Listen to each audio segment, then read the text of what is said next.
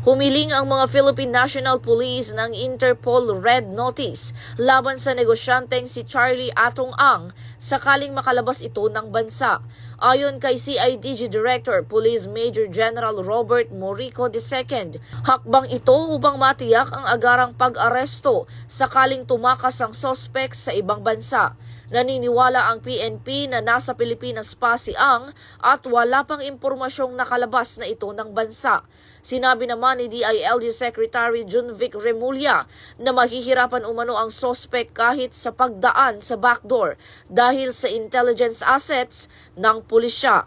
Hinihiling din ng DILG sa DOJ ang hold departure order laban kay Ang. Muli namang nananawagan si Remulla na kusang sumuko na ang negosyante sa mga otoridad. Isinasagawa ang mahakbang na ito alinsunod sa layunin ng bagong PNP para sa bagong Pilipinas, serbisyong mabilis, tapat at nararamdaman.